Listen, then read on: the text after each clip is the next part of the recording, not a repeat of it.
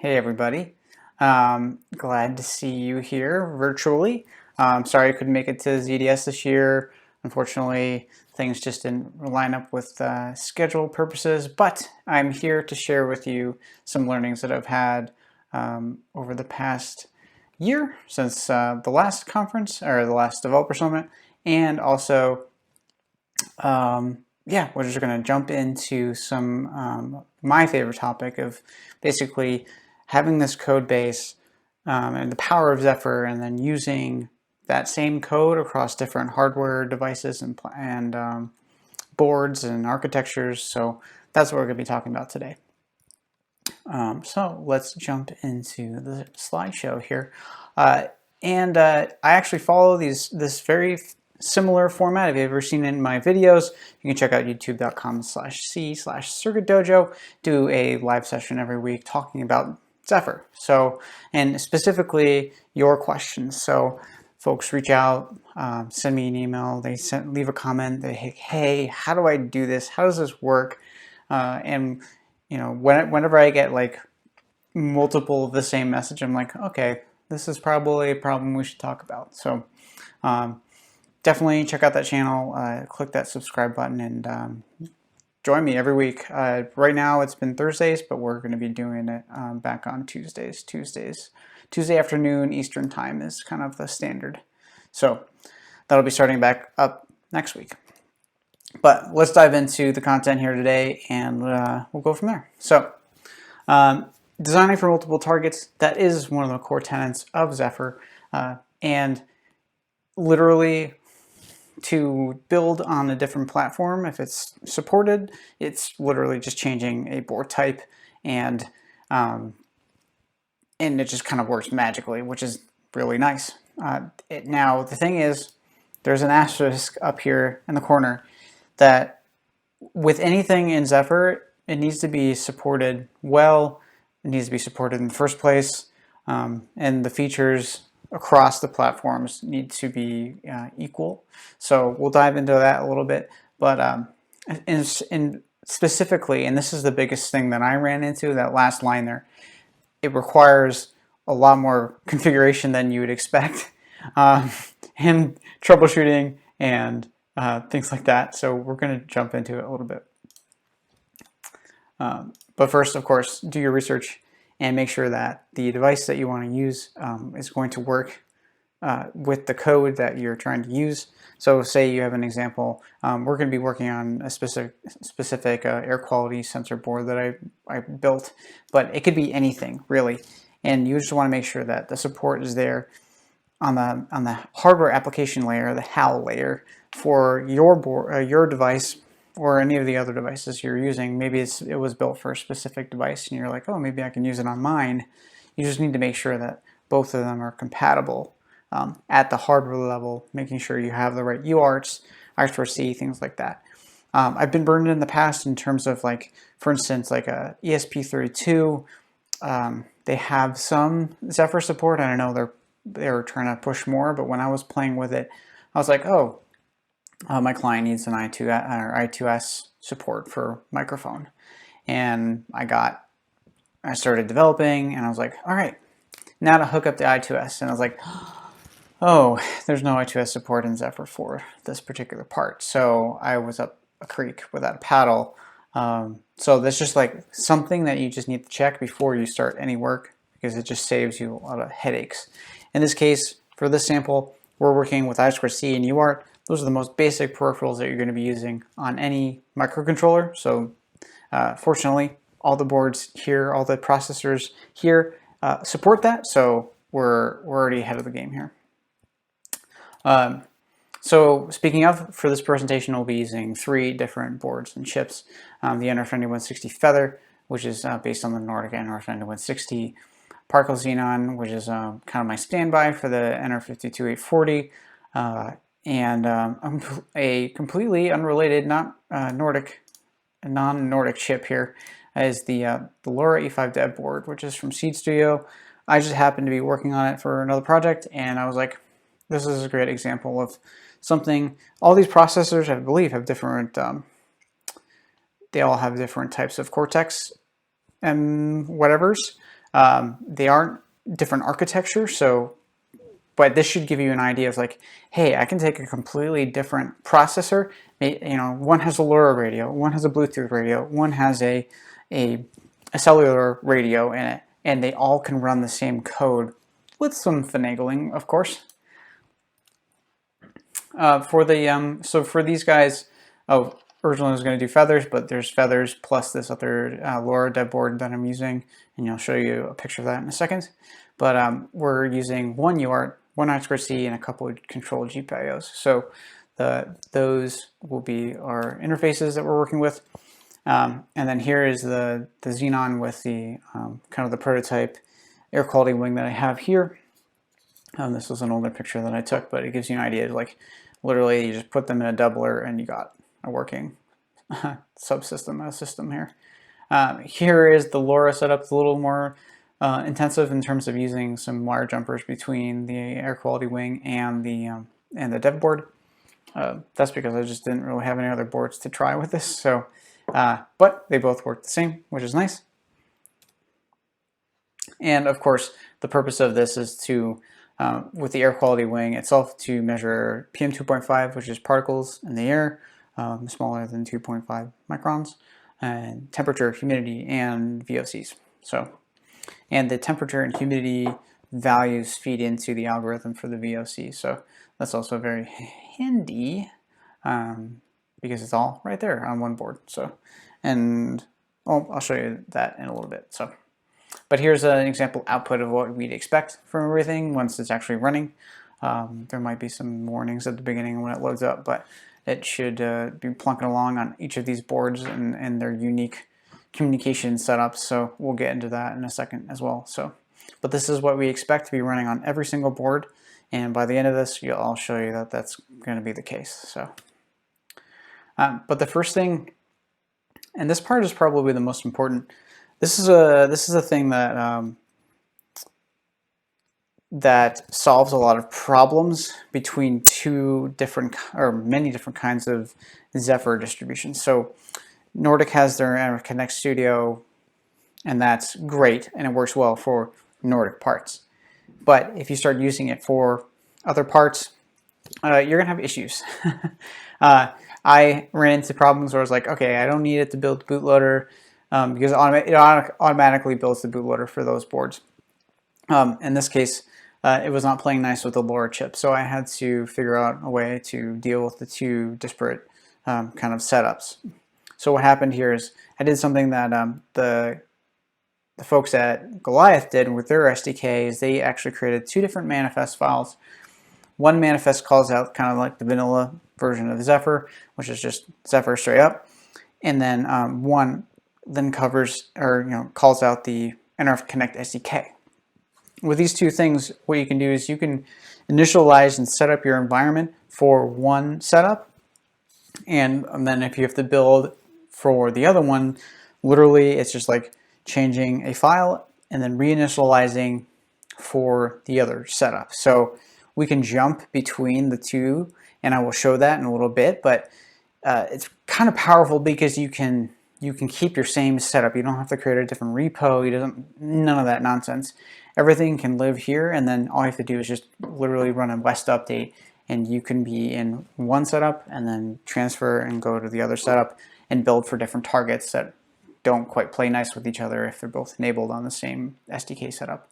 But you can see here, like I mentioned, the two different kinds, and biggest thing is it prevents any type of build conflicts or things that might happen for one piece of hardware and might not happen for the other. Like for instance, building the bootloader doesn't work, or if you try to turn it off on NCS, it won't let you do it. So things like that. So here's the here's the basics of an NCS one. You're importing NRF Connect,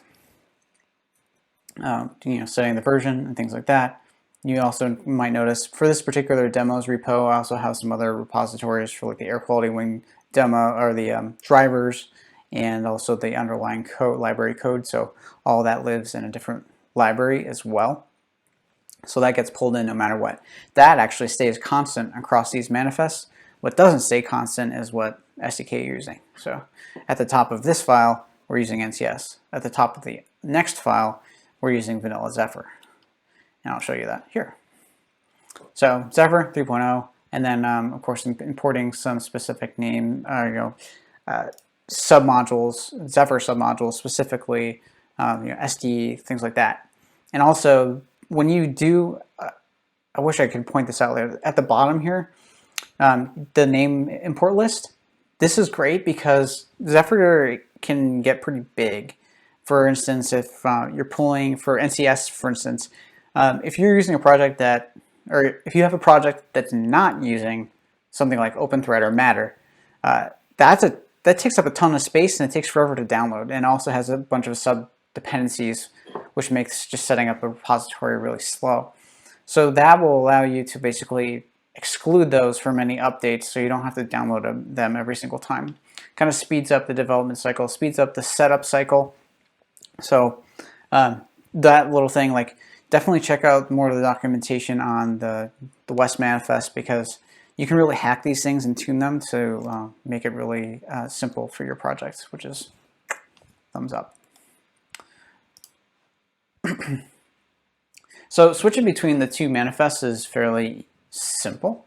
Once you have everything set up with one, you can edit your .west config file, and you can literally change the name of the manifest file, and then you can run West init and West update to actually kind of pull your requirements. And what this will do is it just recursively pull everything depending on your the hash of each. It will pull that specific snapshot of that particular repo and just go through and pull everything. Sometimes they're the same, sometimes they're different.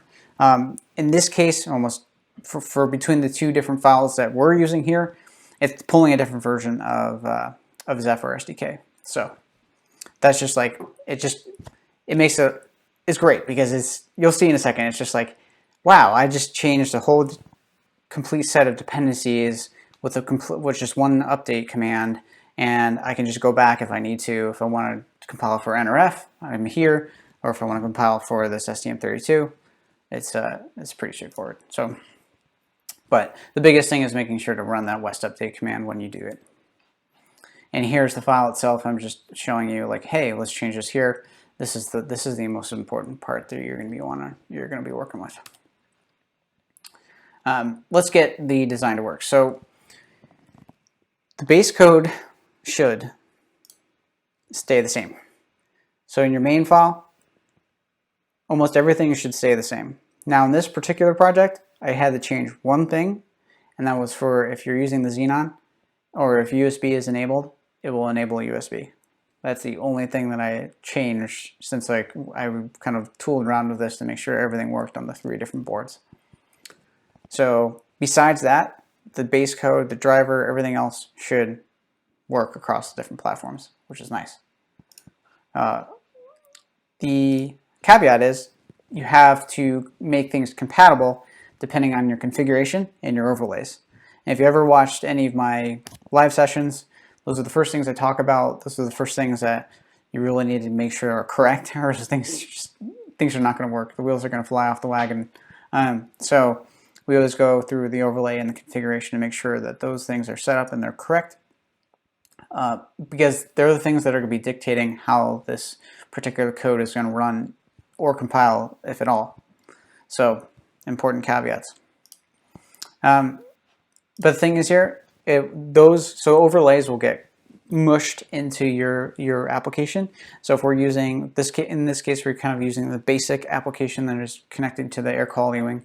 And the important thing here is those definitions on this side of the application, everything kind of gets mushed together when you're actually building with a particular board, and it's dependent on the overlay and the configurations. So if you're a veteran to Zephyr, you already know this, but for someone who's coming in, it's like, all right, how do I only enable the USB for one board, and how do I make sure nothing else is turned on for another one? And everything, in this case, it's all controlled by those overlays and configuration files. Here they are. If you look in the demo folder here under basic and then boards, you can see the overlays and the configurations. And this is the default location that Zephyr will look for these files. So if you don't put anything there, not a big deal. So if you're just targeting a specific file, it's going to be using the defaults provided wherever your board is defined. If you need to make changes, you can make them locally there. I recommend, that's why these overlay files exist, because you can start with a kind of a sane default, either in the Zephyr repo or in a out of tree repository where you can actually define a board. Nordic actually did this in theirs, where they define a couple boards that don't exist in the higher level Zephyr, vanilla Zephyr repo.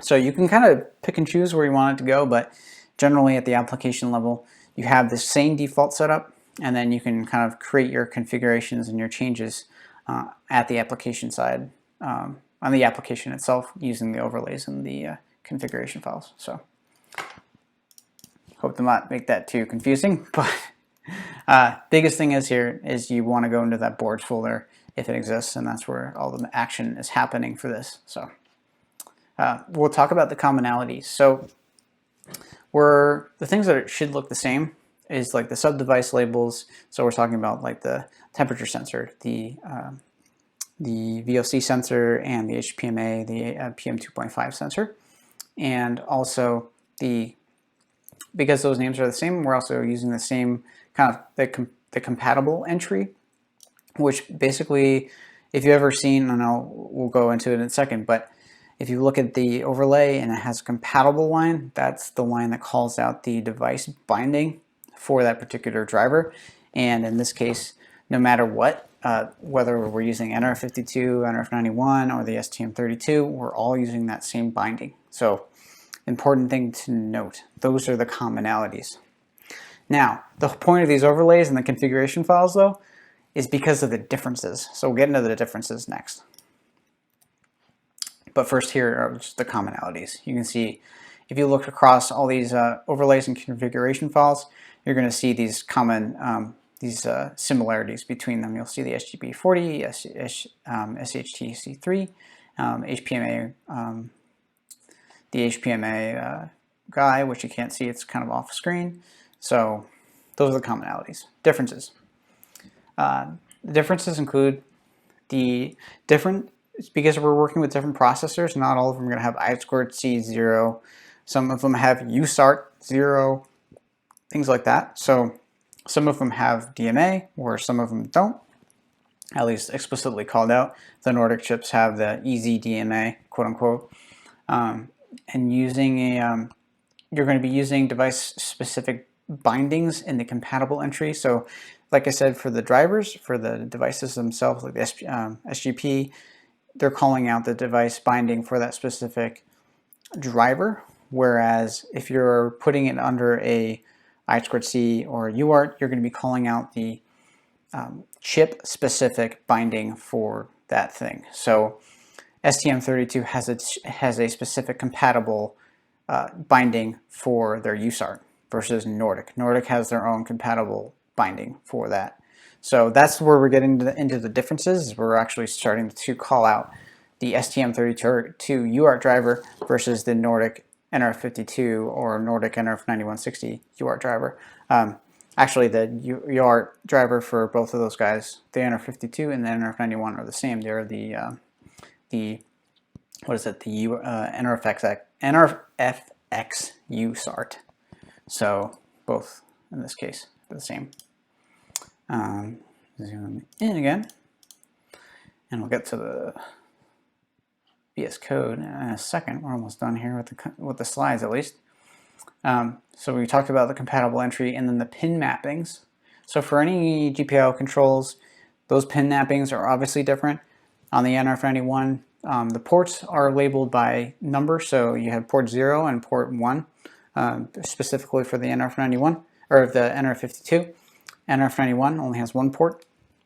For the STM32, they've always gone by letters, so you have port A, B, C, D, E, so on and so forth. And the interesting about the STM32s is that you're going to have multiple different ports on a chip that's only got 64 pins, 48 pins. So you'll have port A, port B, port C. They're all kind of scattered and reused about. The bigger the chips, the more likely that you're going to get a full port to be used. But in this case, just remember that there are differences here that you just have to account for, and they're just like things you have to think about. It's like, okay, I'm working on an NRF90 or NRF91. I have port 0. That's it. So you're working on GPIO 0, and then you have the pin number. If you're working on STM32, it's like, okay, now I need to check the port. It's port A, pin 9. Okay, got it. You're just going to make sure those things are correct in the overlay, or else you're just going to have issues. One important note there also is when you're using GPIOs, you're just going to make sure you look at the schematic for that board and make sure they're not being used for something else. I originally used A9 on the lower board because I was going to be controlling the power for the HPMA PM2.5 sensor. Turns out it's also being used as the GPIO control for the 5 volts, I believe, 5 volt output on that dev board. So that was not going to work for our case. So it's just something to keep in mind. Otherwise, in this case, otherwise it would have just kept the HPMA sensor on all the time. It wouldn't have worked. So there's things you need to know. You just need to know your hardware. You need to know and then you got to know the basics of your hardware application layer and the firmware to make sure that things all work together. So here are some of the differences I mentioned. So this is the configuration file for the particle xenon. I actually enabled usage of USB here, and that actually opened a can of worms of like working with the onboard USART because each of them you have an emulation of a UART on USB, so the two just needs to play nice together. And in this case, I just enabled USB, and also I just had to do some finagling with the UART 0, making sure that async is turned on, but also the interrupt-driven stuff is turned off.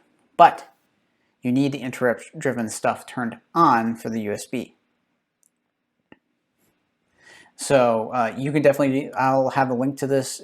All the code is open source. I'll have a link to all of this so you can check it out on your own time, and everything will be there so you'll be able to check it out. But that's just one thing. Here's one big difference that I found with the particle xenon. There's a whole bunch of stuff that have to happen here only in the configuration file. Now there's even more in the, there's some in the overlay, but in the LoRa chip specifically, there's a whole bunch of stuff going on there that I had to figure out, which took me a lot longer. So we're enabling the Async API for UART, configuring, enabling USB, and also just the coexistence settings between UART 0 and USB. Specifically the UART interrupt-driven versus async. And one important thing, I'll show, it'll come up in a second, but the Async API is used by all 3 chips, fortunately. Now, if you had a board that maybe did not have the Async API, that's one thing that the current air quality wing driver uses. So if you don't, then your board would not work with the air quality wing. So that's just another thing. You would have to kind of look at the code. It's like, okay, I need the Async API for this, so I need to make sure that it's actually supported by the hardware platform I'm using.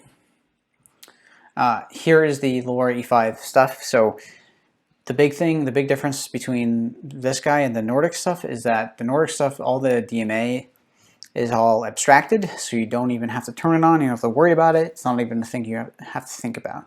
For STM32, it is something. So you need to make sure you're enabling DMA, and then also enabling the STM32 DMA specific items, and then also I believe it's all done by default in the background, but I was just doing it for good measure here, and it's done within the K-config of the async UART stuff, but why not?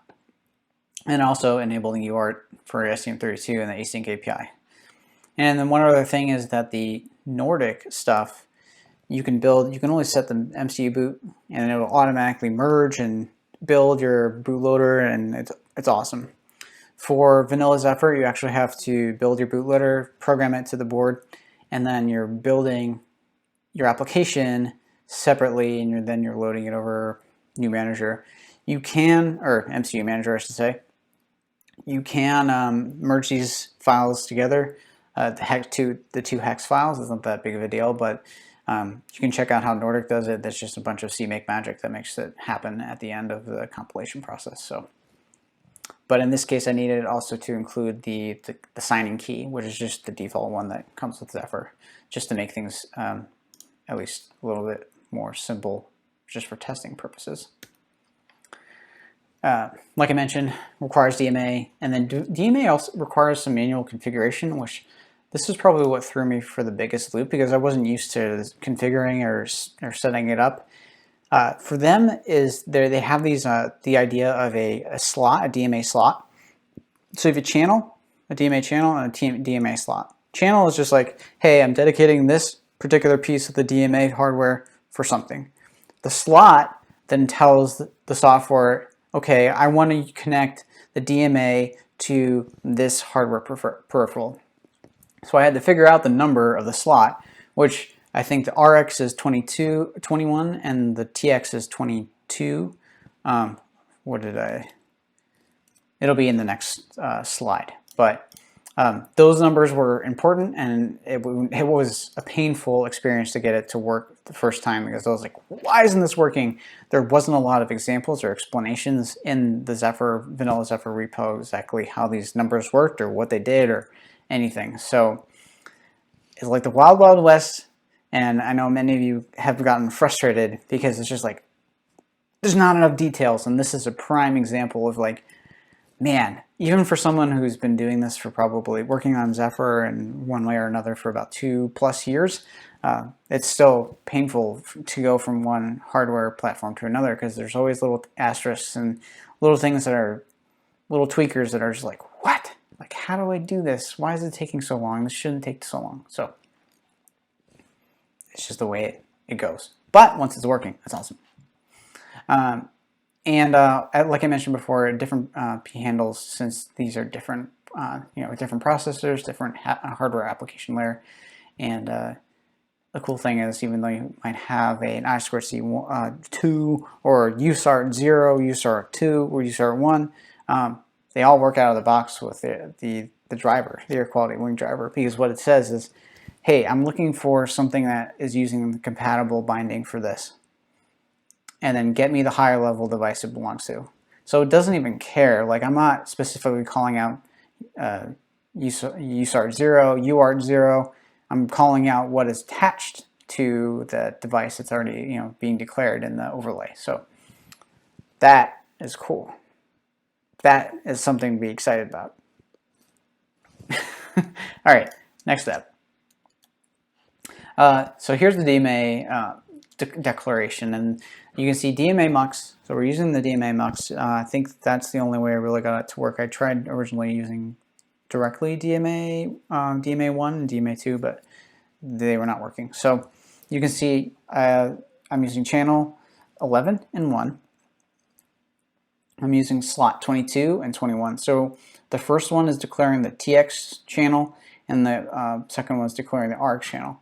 That last hexadecimal declaration there is actually all the bits, the control bits for how you want to use those DMA channels. Like if one's a memory to peripheral, peripheral to memory, blah, blah, blah. So that actually required, there was some, I think in the kconfig that's related to this, or the binding related to this, there's a good kind of chunk of documentation that like, hey, bits 9 through 11 are this, bit 12, bit 13, so on and so forth. So it kind of gave me an idea. I could kind of reverse engineer some of the other examples of how people did it in the Zephyr repo. So in this case, this is the way I got it set up and working with the HPMA 115S0. So it's a bumpy road, but once you get over the road to the pavement, it's pretty awesome. And you can see, I kind of belabored the point here, but you can see the different P handles. Actually, I'm using the low power UART, so LP UART 1, and I2C2. That should look familiar, but every board has something a little bit differently at the down level, or the low declaration of like what it has. They might be named differently, so you just gotta keep that in mind. And enabling all the DMAs. So that's just something that the STM32 needed that the NRF52 devices didn't. So as for building, choose your target and make sure that it's supported by both the kind of whatever you're trying to connect it to. So you have your main application. Just make sure that it's somewhat supported. It's using the same type of peripherals your device has. And one thing that I might be getting into maybe in the next live session is creating your own board definition. So say your board doesn't exist in Zephyr. Well, how do you get it? How do you get it in there? So when I started working on this for the NRF9160 Feather, I actually submitted my board definitions to and uploaded them to the Zephyr vanilla repo, so it kind of survives. It's there, and then every time someone downloads Zephyr, my board definitions are there, which is cool. But the cool thing is, you can define your board definitions out of tree and then import them or use them in your applications as needed. There are some trickery there that you're just going to make sure that you're referencing those board definitions, but it's a cool topic, and I'll probably go over that in a future live session very soon. The big thing, if you're switching between targets, besides doing the stuff with the West manifest, is making sure that you're doing a pristine build, or you're basically going to delete that build folder and then build again. Otherwise, if you try to build, it will start referencing the NRF52 when you're trying to build for NRF91, or if you're trying to build for the STM32. So important, and it will screw you up if you forget to do that. So let's jump into VS Code here, and I'm going to see what is loaded. Config. Oh no, I want to go to West config. So right now I'm using the NCS variety here, and you can see that it is already set up. So what I can do is I can just init the repo one more time, and this will actually just do a West update, and it'll also pull any of the Python dependencies. I am using my quick plug for those who might find it useful. I did create a, where are you? Here it is. Circuit Dojo Zephyr SDK tools. This is specifically kind of tailored to the NRF91, but I'm trying to make it more generic for any other boards out there. So it sets up your SDK. It works with any version of Zephyr, which is nice. And it's just another tool out there. I know other people have different philosophies. They want to put it in containers or anything like that, but it's just another option. And it is, at this point, it's supported on Mac, Windows, and PC. Mac is an asterisk because, unfortunately, M1 support for the ARM toolchain is not great, or it doesn't exist. So if you have an M1 Mac, I'm sorry. But you can put it into a VM or something like that, and you could have, a somewhat working development setup for Zephyr. So if you're using ARM chips. But we'll jump into this. I'm going to change my board. So all this does is select the board that I want to use. I'm going to start with the NRF52, which is the Xenon, and I'm going to do a pristine build. So you can see here, I was just, if we zoom, can I zoom in? We're just doing that build with the -P flag, which is just for a pristine build. And I already have it hooked up here, so if I jump over to this guy, camera. So I have a NRF, let's see, what is it? NRF9160 Dev Kit, and I'm using that as the programmer for this setup. So we have the air quality wing, latest and greatest version in, what was it, Peach Cobbler, and also the Xenon here. You can scan and do whatever you want to that QR code. It won't do anything anyway. But rest in peace. But yeah, it's all set up here. I'm just going to hook it up to the programmer. And then we'll go from there. Dun, dun, dun, dun, dun, dun. It should be built by now, which is awesome too. But you can see I have it hooked up to USB, and it'll actually, I'll have it set up so it actually connects right to the serial monitor when it's done programming, which is sweet. And I'm going to switch over back to switch cameras and flash and monitor. So it will flash it. And I've already, I think I left off on this, so I've already set up the serial port correctly, so it will start picking up here. So it's already got the temperature, humidity. It takes a minute to get the VOC readings, and it just got the PM 2.5 reading from the sensor. So the goal here is to get now 2 separate boards that are pretty much unrelated, that require separate configurations that we've already configured to compile and run the same exact application. So I hope at this point, since we talked about it, that you're pretty confident that you could even do this yourself. So back to VSCode. What I'm going to do now is change my board to the NRF9160 Feather. I'm going to close out the serial port. Oops. And I just changed to the wrong board. That's okay. So since we're already using NCS, I don't need to change any of the West configuration files. That will be needed for the STM32. So I'm changing the board type here, and then I'm going to do a pristine build, and then we'll see if there's any errors. I might have to clean it first. Dun, dun, dun. So this will chug along. This one's a little bit slower because it has to build a couple different partitions, images. Well, we should be good to go.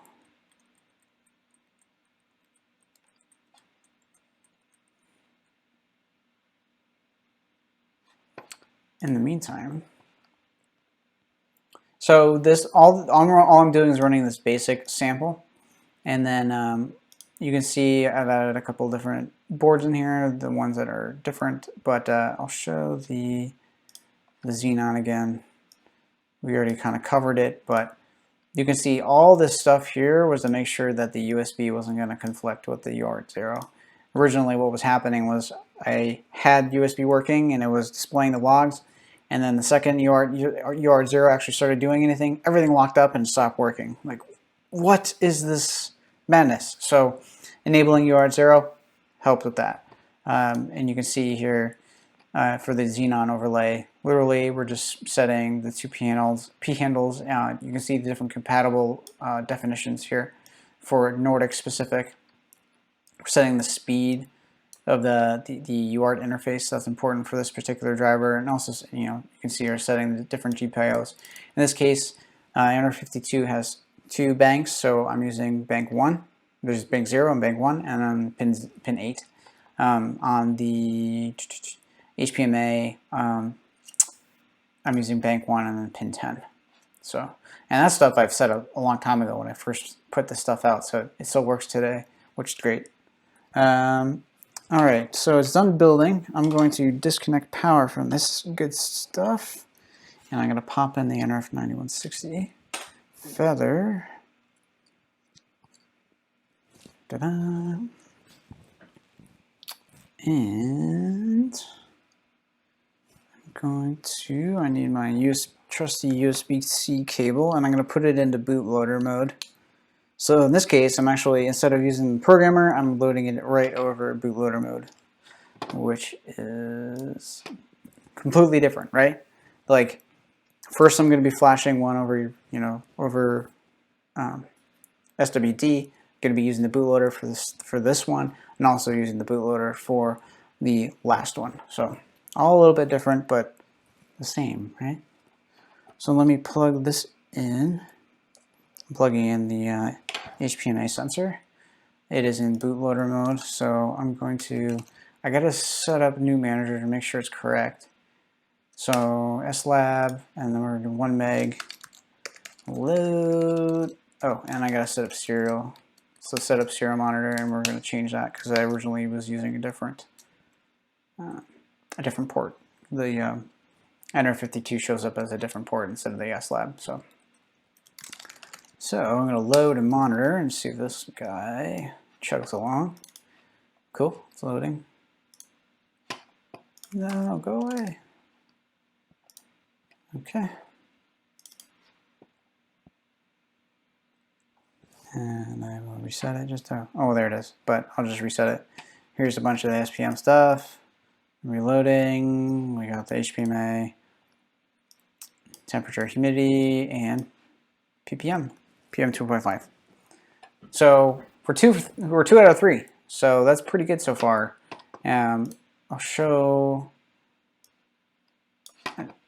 what the configuration looks like for this guy, because this one I actually didn't throw up on the slides. But the Async API is set up, and you also have just the UART console, log mode, immediate, whatever, log backend to UART, and then just enabling the MCU boot, the bootloader. So nothing too crazy there.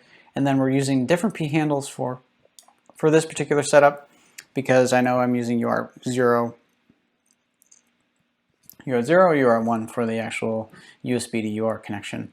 But R2C1 for this setup, so, and then UART 2. And we're just setting the speed, we're setting the pins, making sure those things are set up, and also just the pins themselves. We're using bank 0 for both, and pin 0 and pin 1. So, next. So, here's the fun part. We're going to be changing over the this over to vanilla. So I've you might be asking, like, where the heck are these files? What are you referencing? What is going on? I'm very confused. So in the root of the demo, you have so we already saw these earlier, but you can see the West NCS and West vanilla. That's all it is. That's all I'm doing, is I'm just changing which one we're looking at, and then we can actually initialize the root folder there. And what it does is just run a West update, and it'll pull all the updates, the dependencies from Zephyr and anything else that doesn't exist. But really, all it's doing is just updating the things that are different compared to the other one. So you can see that it pulled a bunch of stuff with Zephyr. It pulled some different changes with embed TLS, and just also installing some differences in the Python install. So some small tweaks. I'm going to change the board, and I'm going to unplug this bad boy. And Laura E5 dev board. And fortunately, this particular board uses the same CB2102 USB to UART, so I don't have to change anything else.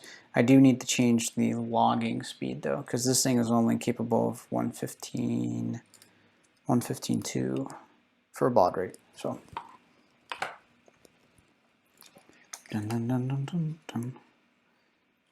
and so we'll do that now. So Newt, setup new manager, we'll be using SLab 115.2, and then setup serial monitor. Oh, and that's default 115.2. So build pristine. Let's see if this works without breaking. It should. Fingers crossed.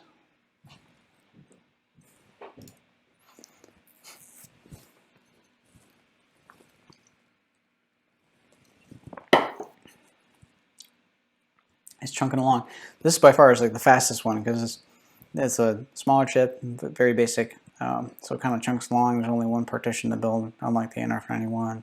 So this should be pretty quick. The NRF52, you have to build boot, MCU boot, and the application. So it's done. It's done loading. There you go. So load, we'll load via the bootloader. And this particular board, I did enable it so you can see the red LED turn on when it's in bootloader mode. I actually unplugged. I took out the little the jumper, so I don't even know if it's in bootloader mode. So we'll see if we get it in the first try. But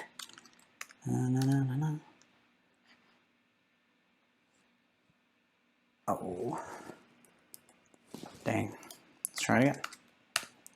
This can be finicky, and I've had issues across all different boards and platforms. Sometimes it just is in a bad state and it's kind of stuck and you got to reset it. Sometimes you get a power cycle of the board. It really depends. So I'll just give it a reboot. You see, it's loading. So this is all board specific stuff that's happening before the application. And that's just something you can kind of safely ignore. But look, we're getting the same results that we were getting just not too long ago with the other boards.